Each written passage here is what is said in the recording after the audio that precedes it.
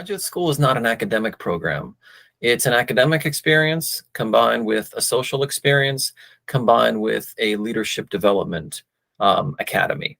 And so it's for people who have identified more clearly their postgraduate school ambitions, and it's less so a place to hide out because the real world is too scary. Because graduate school admissions officers are very sophisticated and they can tell the difference between somebody who's submitting an application because they're a little confused and life got a little too scary and they lost their job, or they just don't quite know what to do next and they're submitting applications, versus somebody who's given it some thought.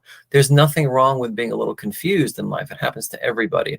But graduate school admissions officers are sophisticated enough to know that you ought to give your application serious consideration before submitting it, because the benefits of grad school are huge. Therefore, it's pretty competitive to get in. They're very selective. Like I said, it's an academic experience. It's a social experience. It expands your social circle and your sphere of influence. And it's a leadership development academy where you learn to go from, entry level / mid-level career track into more executive and leadership, decision-making roles after graduate school.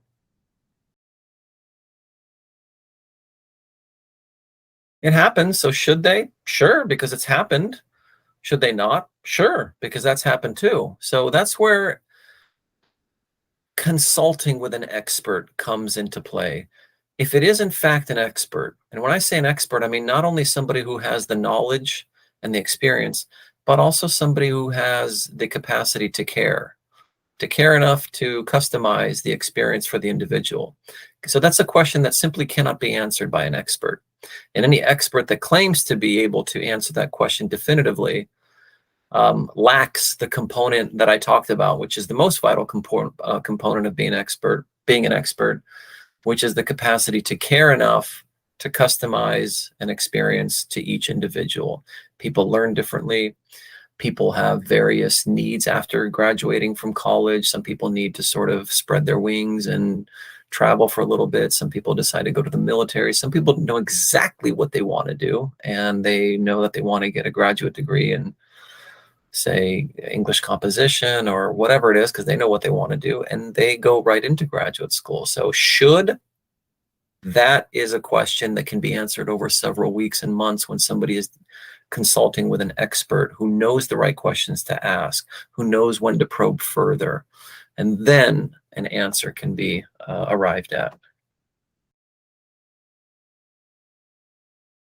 In almost all cases, no. The intended field of study does not require any prerequisite degree or coursework. There are exceptions to that. Nursing is one of them.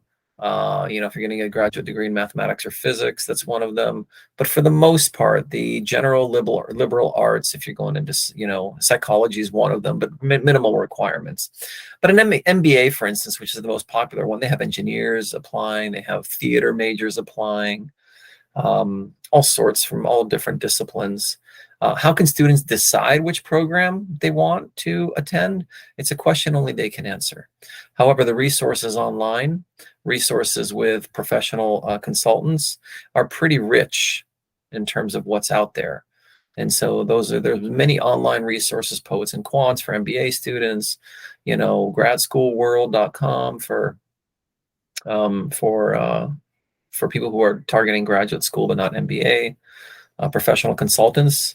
I often have people who just hire me for an hour to just talk about what options they have available based on their interests.